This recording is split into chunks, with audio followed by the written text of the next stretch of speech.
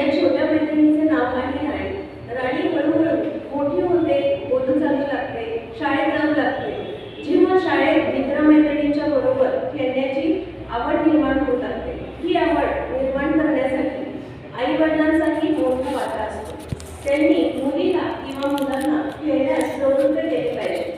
साधारण 8व्या वर्षानंतर मुलींना आवडतील असे व्यायाम जर त्यांना शिकवले, म्हणजे दोरी चिमणी, दौडी घालणे, पळापळी, सायकल चालवणे अशा गोष्टी शिकवायला पाहिजे. घरातील आई वडील जर व्यायाम करत असतील तर मुले त्यांचे आपोआपच अनुकरण करतात.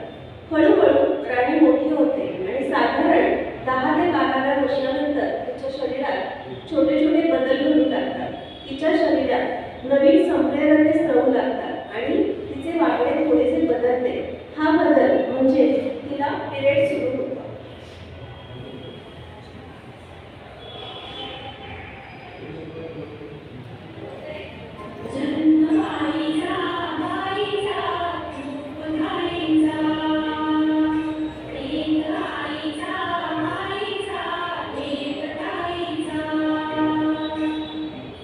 मासिक पाळीच्या काळात काहींना पोटदुखी, पाठदुखी, पोट फुगल्यासारखी वाटते, अशा छोट्या मोठ्या तक्रारी होतात.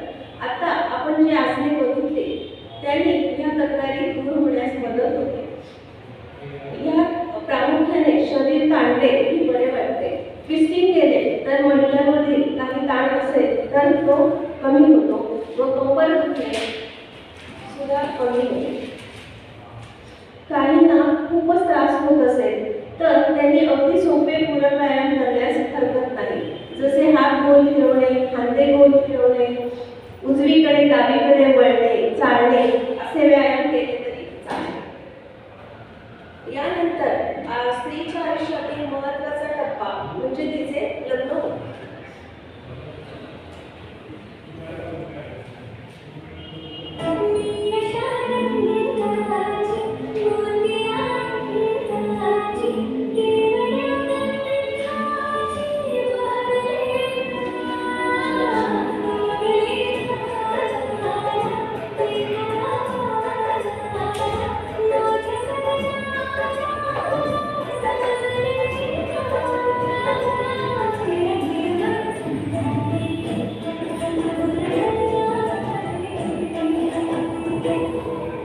या काळात स्त्री खूप जबाबदाऱ्या पेलत असते. जसे नवीन लग्न झालेले असते, घर, नोकरी, संसार, घरातील ज्येष्ठ व्यक्ती यांचा मान राखायचा असतो.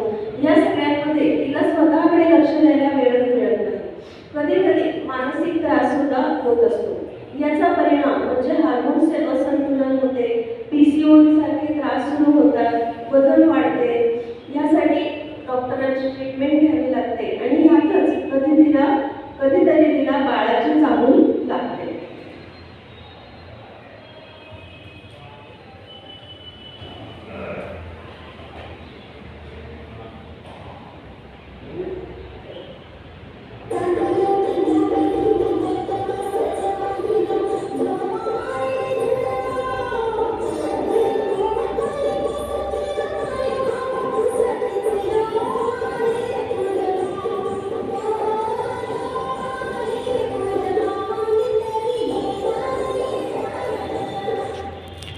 गरोदरपणातील 9 महिन्याचे साधारण 3 विभाग केले जातात. पहिले 3 महिने, नंतर 4 ते 6 आणि 6 ते 9.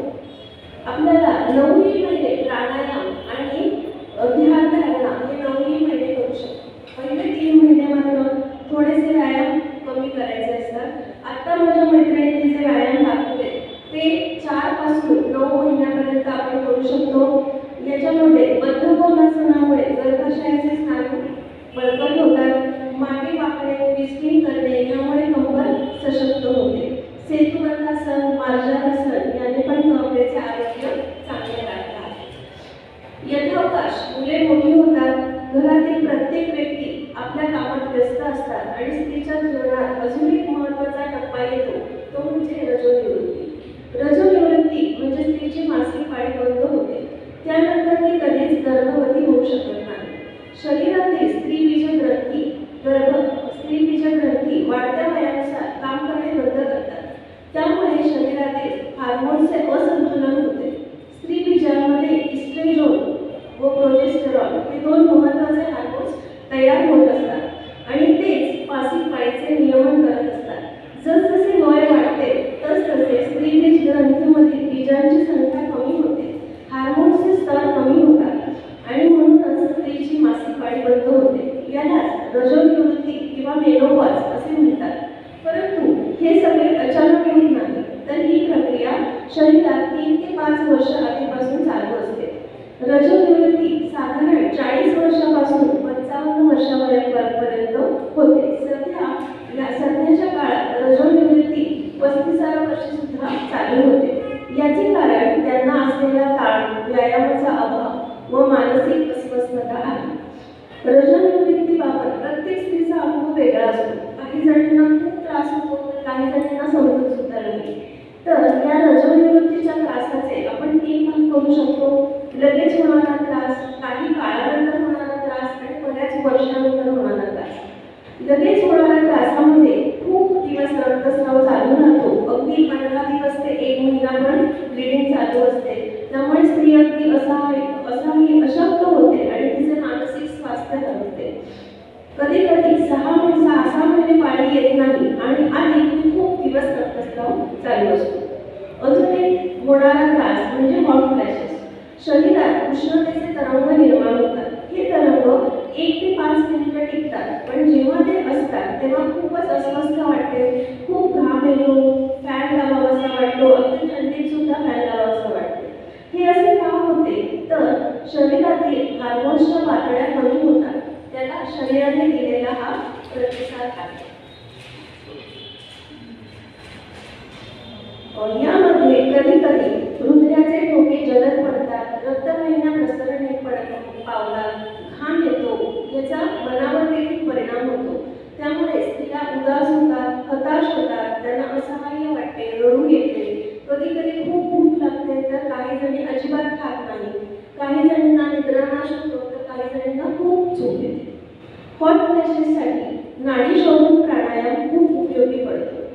या नाडी शोधन म्हणजे डाव्या नाकपुडीने म्हणजे चंद्र नाडीने श्वास घेणे व उजव्या नाकपुडीने म्हणजे सूर्य नाडीने श्वास सोडणे।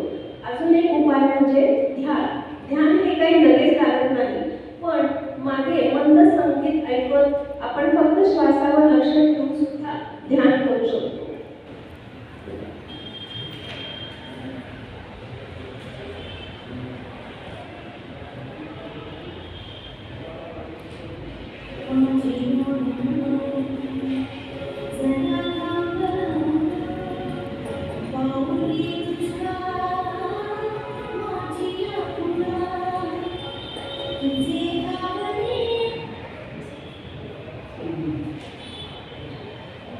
काही काळानंतर होणारा त्रास, यामध्ये गभीर जळजळ होते, सारखीच आवाज जाळेसे वाटते, हसले खोकले तरी हलकी होते, त्यामुळे स्त्रीला अतिशय अस्वस्थ वाटते, बाहेर जायलाही नको वाटते। संबंधांच्या वेळी त्रास होतो, योनी मार्ग कोरडा होतो, हात पाय कंबर दुखतात, शरीरावर सुरकुत्या येतात, त्यामुळे स्त्रीला वाटते की आपण वृद्धत्वाकडे झुकत आहोत। या कारणास्तव ती अजूनच अस्वस्थ होते आणि बऱ्याच वर्षानंतर होणारा त्रास म्हणजे रजोनिवृत्तीनंतर शरीरातील कॅल्शियम कमी व्हायला लागते, त्यामुळे त्याचा परिणाम शरीरातील हाडांवर होतो। हाडांची दुखणी सुरू होतात, हाडे पोकळ होऊ लागतात, त्यामुळे गुडघे दुखणे, खांदे दुखणे, कंबर दुखणे अशा तक्रारी सुरू होतात। हे होऊ नये यासाठी सर्व स्त्रियांनी परिपूर्ण आहार घेतला पाहिजे। आपल्या आहारात रोज प्रोटीन्स म्हणजे फळभाज्या, हिरव्या पालेभाज्या, मोड आलेली कडधान्ये, डाळी यांचा समावेश असावा। कॅल्शियमसाठी दुधाचे पदार्थ, नाचणी, राजगिरा, केळी, ब्रोकोली, पालक, संत्री, अंडी याचा समावेश असावा। आहारात रोज वेगवेगळी धान्ये म्हणजे उदाहरणार्थ सकाळी आपण पोळी खाल्ली तर रात्री ज्वारी, बाजरी किंवा नाचण्याची भाकरी खावी। भात लिंबा एवढा घ्यावा आणि वरण मात्र अगदी घट्ट असावे। जंक फूड, बेकरी प्रोडक्ट्स जास्त खाऊ नये। सर्व प्रकारच्या जीवनसत्वांचा समावेश असावा आणि पण योग्य प्रमाणात घेतले पाहिजे। मांसाहारामध्ये मासे, अंड्यातील मुळाबलक याचा समावेश असावा। नेहमी ऋतूनुसार जी फळे मिळते त्याचे सेवन करावे। दाणे, फुटाणे, अक्रोड, काजू, बदाम, काळे मनुके हेही आहार आहारात असावे. उन्हासाठी DP मिळण्यासाठी कोवळ्या उन्हात चालणे आवश्यक आहे. गाईचे तूप याचाही आहारात समावेश असावा. याशिवाय घरातील व्यक्तींनी पण त्या स्त्रीला समजून घेतले पाहिजे. असे केले तर तिच्यावरचा मानसिक ताण कमी होईल. आता माझ्या मैत्रिणी रजोनिवृत्तीवर तुम्ही योगासने आहेत ते आपल्याला दाखवले.